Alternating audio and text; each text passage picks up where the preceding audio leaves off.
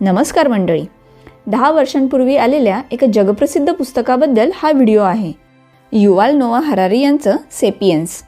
मला खात्रीने असं वाटतं की आपल्यापैकी बऱ्याच जणांनी हे पुस्तक वाचलं असेल आणि वाचलं नसेल तरी हे नाव नक्की ऐकलं असेल. आपलं तिसरीचं इतिहासाचं पुस्तक तुम्हाला आठवतं? माणसाची गोष्ट असं त्याचं नाव होतं. हे सेपियन्स पुस्तक खऱ्या अर्थाने अख्ख्या मानवजातीची गोष्ट आहे आणि आपल्या गोष्टी सांगायच्या क्षमतेची गोष्ट आहे. इतिहास म्हटलं की आपल्या डोळ्यासमोर काय येतं? तर राजे महाराजे, युद्ध लढायांच्या गोष्टी, फार तर फार सिंधू संस्कृती, सुमेरियन संस्कृती. पण हे झालं फक्त 4 ते 5 हजार वर्षांपूर्वीचं. त्या आधीच्या माणसांचं काय? आपल्याला माहीत नसला तरी त्यांचासुद्धा इतिहास होता, भाषा होती, गोष्टी होत्या आणि हजारो लाखो वर्षांपूर्वीच्या माणसांमध्ये असं काही होतं जे आपल्यात आजही टिकून राहिलेलं आहे. हरारी आपल्याला अशा प्राचीन माणसांच्या काळात घेऊन जातात. रटाळ भाषेत सांगायचं झालं तर शाळेत शिकल्याप्रमाणे होमो इरेक्टस या आपल्या पूर्वजांपासून आपण म्हणजे होमोसेपियन तयार झालो. हे झालं साधारण 1,00,000 वर्षांपूर्वी.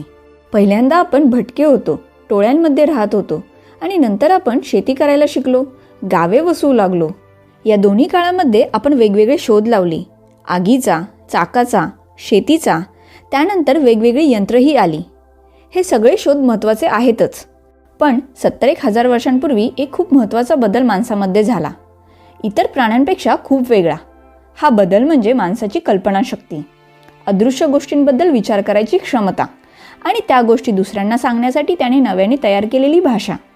हरारी यांच्या म्हणण्यानुसार माणसाच्या सर्व प्रगतीची सुरुवात तिथूनच झाली. सेपियन्स या पुस्तकातून हीच भाषेची गोष्ट पटवून देण्याचा प्रयत्न केला आहे. तर ही भाषा म्हणजे फक्त प्राथमिक दर्जाचं कम्युनिकेशन नाही. तेवढं तर काय, बाकीचे प्राणीसुद्धा करतात. जंगलात राहणारे प्राणी पक्षीसुद्धा वेगवेगळ्या गोष्टींसाठी वेगवेगळे आवाज काढतात.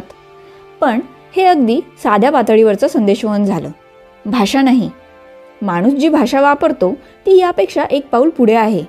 ती आपल्याला भविष्याची कल्पना मांडायला सुद्धा मदत करते. आपण प्रत्यक्ष नाही तर अदृश्य गोष्टीसुद्धा एकमेकांना सांगू शकतो. हरारी यांच्या शब्दात आपण एकमेकांना कथा सांगू शकतो, काल्पनिक गोष्टी सांगू शकतो आणि त्यावर विश्वास ठेवू शकतो. प्राणी असं करू शकत नाहीत. समजा एखाद्या माकडाकडे एक केळी आहे आणि आपण त्याला असं सांगितलं की तुझ्याजवळची ही केळी मला दे. असं केलंस तर माकडांच्या स्वर्गामध्ये गेल्यावर तुला हजारो केळांचे घड मिळतील. अशा गोष्टींवर माकडसुद्धा विश्वास ठेवणार नाही. पण माणूस मात्र अशा गोष्टींवर विश्वास तर ठेवतोच, पण ह्या गोष्टी दुसऱ्या माणसाला सुद्धा समजावून सांगू शकतो. विनोद जरी बाजूला ठेवला तरी अगदी अवघड काल्पनिक गोष्टी समजावून सांगणं, समजावून घेणं आपल्याला या भाषेमुळे शक्य झालं आहे. आणि हाच माणसाचा सर्वात मोठा शोध आहे. का? तर असं पहा की समजा माणसाला एक मोठी वस्ती बनवून राहायचं आहे, तर त्यासाठी अनेक माणसांना एकमेकांवर अवलंबून राहावे लागेल. शेतकऱ्यांना, कारागिरांना, मजुरांना सर्वांना एकमेकांवर अवलंबून राहावे लागेल. त्यासाठी काय लागेल? तर वेगवेगळे नियम ठरवावे लागतील. कोणत्या घरात कोण राहणार ते ठरवावं लागेल. एकमेकांवर हल्ला करायचा नाही, चोरी करायची नाही असे नियम ठरवून घ्यावे लागणार. ते एकमेकांना समजावून सांगावे लागणार आणि सर्वांनी त्यावर विश्वास ठेवावा लागणार. अगदी पैसा म्हणजे सुद्धा काय आहे? कागदाचा साधा तुकडा.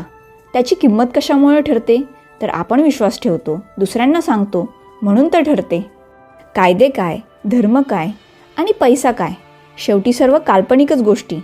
हे सगळं आपणच आपल्या कल्पनाशक्तीने तयार केलेलं आहे आणि तरीसुद्धा आपण त्यावर विश्वास ठेवतो, दुसऱ्यांनाही पटवून देतो.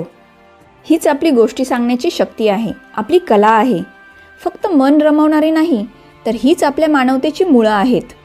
गोष्टींमुळे आपण मोठी गावे वसवू शकलो, कायदे बनवू शकलो आणि आजच्या जगाची रचना घडवू शकलो. दगडांची हत्यारे बनविण्यापासून आज AIचा वापर करणारे आपण केवळ शिकारी नाही की फक्त शेतकरी नाही, तर एक कथाकार आहोत, गोष्टी सांगणारे आहोत. अगदी लहान मुलांना काऊचिऊच्या गोष्टी सांगताना सुद्धा आपण हाच लाखो वर्षांचा वारसा पुढे नेत असतो. सेपियन्स पुस्तक हे आपल्या कथांची कथा आहे आणि माणसांच्या गोष्टी वेगळेपणाचा पुरावा आहे. ही माणसाची गोष्ट आहे.